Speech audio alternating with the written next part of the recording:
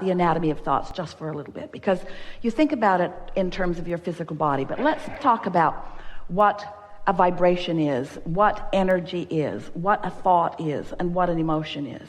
And we're going to use these really, really big, bold, not even very accurate terms. We just want to give you a sense of how it all works, because at the very basis of who you are offering vibrations at a cellular level, and that cellular level of vibrations is not comprehensible to you in the sense that you do not have the ability to translate the thinking of your cells into something that is very meaningful to you.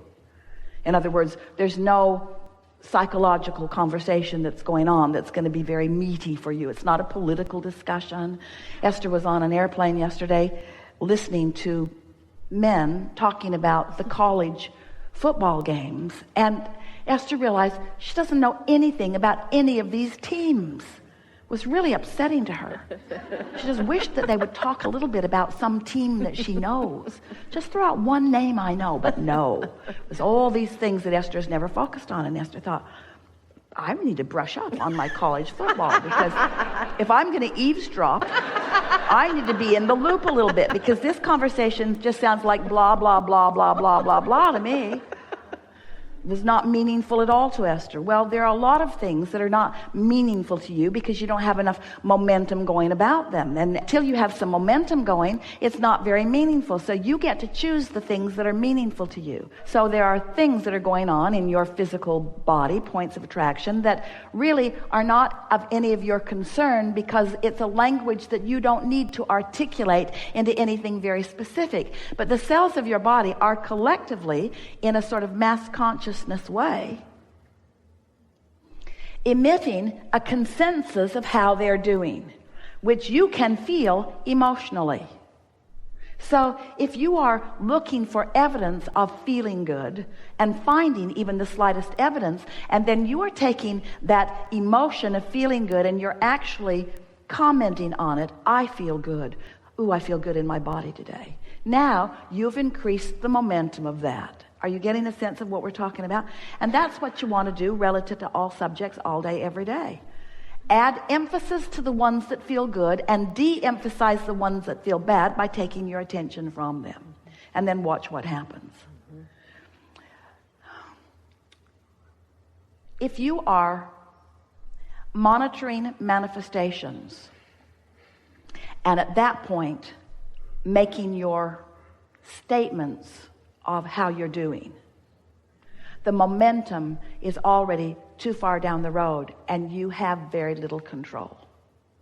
But when you start caring about the way you feel, and you are caring about the emotions, and you are deliberately taking something that feels a little good and focusing on it until it increases and becomes more, before you know it, and we're talking about days really, manifestations of things that you have been wanting for a very long time will begin being realized by you in your experience. And at those realization points, you're going to then say, well, I guess I've been getting this right.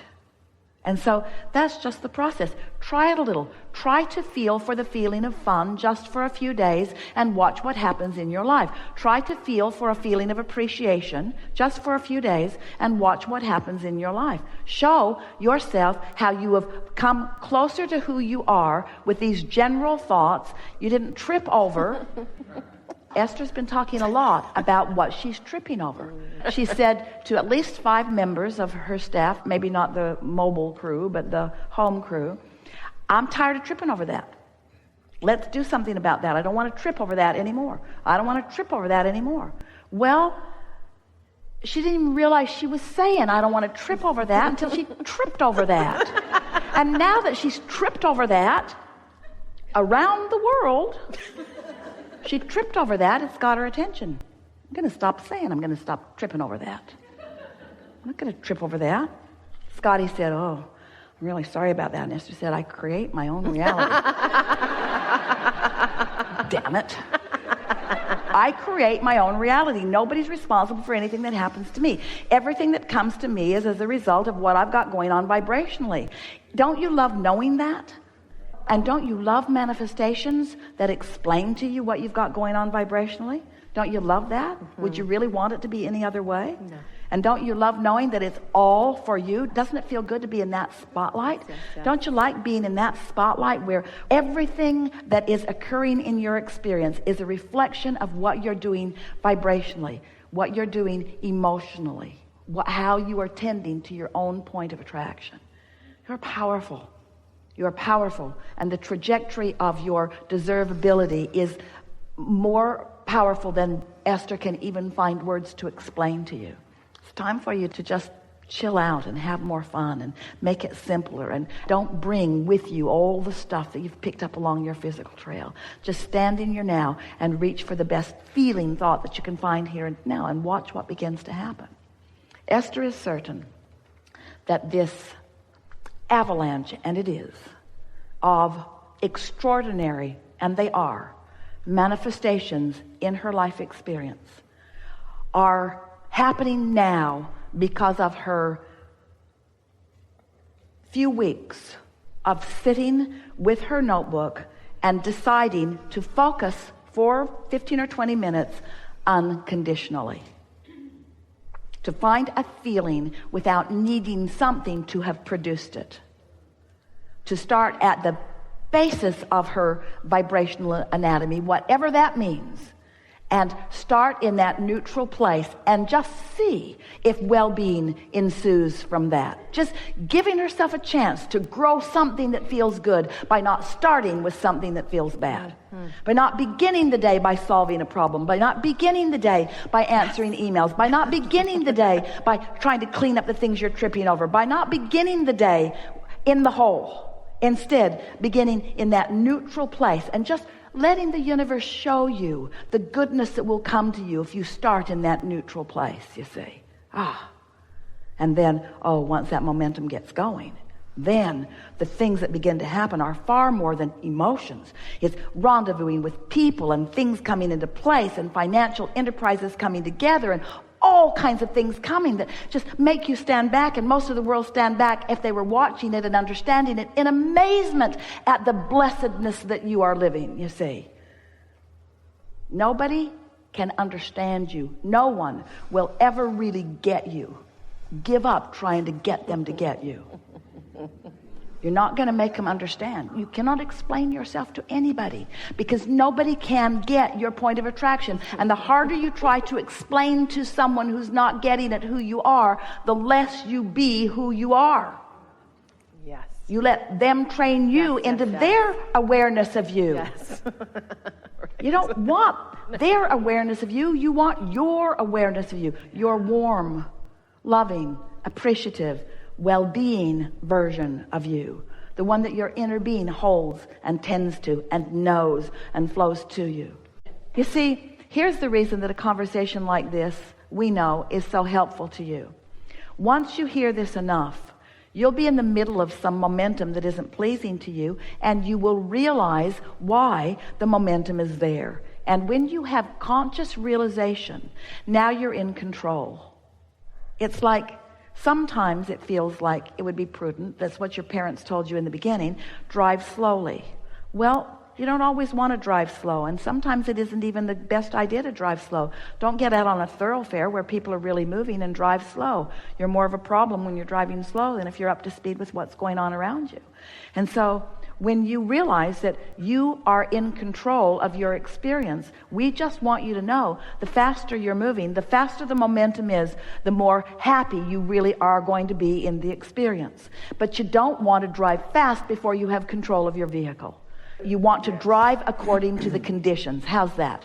You want to drive according to the conditions. So if the roads are slippery, or if there's a lot of congestion, you drive according to the conditions. You don't press on the accelerator when you're going downhill on the San Francisco streets. In other words, you drive according to the conditions. So that's what you're doing. We want you to deliberately, cognitively, deliberately flow your vibrations according to the conditions. We want you to be aware of what's going on around and go as fast as you can go vibrationally according to the conditions. Yes. So how does that fit in with unconditional love? If we're asking you to drive according to the conditions, so what condition is it that we're talking about? The way you feel. If you're really angry, they teach you this all day, every day. If you're angry, do you want to get in the car and drive off in your anger fit?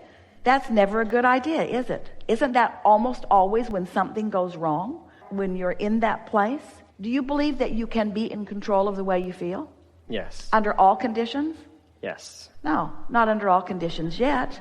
But eventually, you can be in control of the way you feel under all conditions. So, does it matter that you're not in control under all conditions?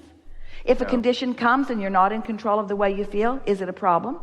Isn't that the way you become in control of your conditions? Isn't it just all by practicing it?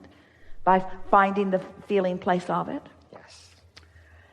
Does it bore you when we present to you such a simplistic approach to life that it all boils down to how you feel and you have control over how you feel?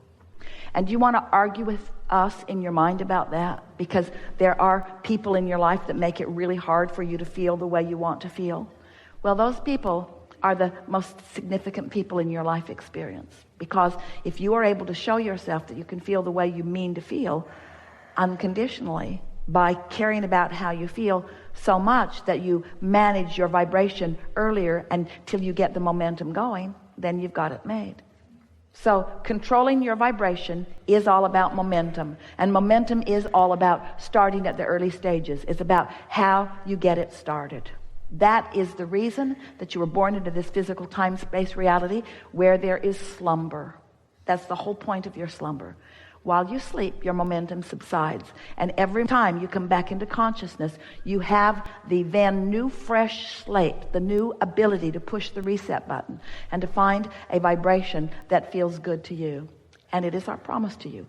If you will find it and consciously acknowledge that you have found it and focus upon it with the deliberate intent of continuing to feel the feeling, the momentum of it will increase until you will not be living a boring life. It will not be boring. We're not trying to get you to go back into no thought. What we are wanting to help you do is to go back into no resistance, knowing that law of attraction will then pick up the pace until there will be momentum that will lead you or lead everything that you want directly to you. You are supposed to be living the manifestations that you want. You're supposed to be living all of those manifestations. You haven't sifted through life and put all of those things into your vibrational reality, into your vortex of creation for no reason. You've put it there for the reason that it must continue to grow. It is illogical. It is wrong for you to have put things into your vortex that are not being allowed by you to come to your realization, to your actualization. That's the thing that's causing you all of your stress. 100% of your negative emotion exists because you have created a reality that you are blocking yourself from. It's not because somebody else is preventing it, and it's not because you've done something wrong, and it's not because of this condition or this condition or this condition. The only reason that you feel any negative emotion at all is because you are expanded beyond what you are right now willing to allow.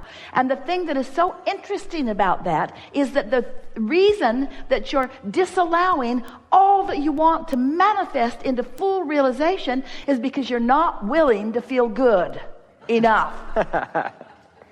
You're not willing to feel good. Oh no, I shouldn't feel good over that.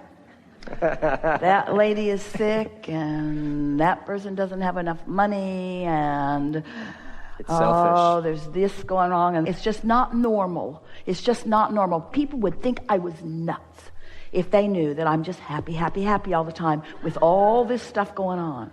And we say, gotta give up what anybody else thinks, and you gotta care about how you feel, and then watch the momentum of your life pinpoint accurately for you the perfection, the brilliance, the worthiness, and the blessedness of who you are.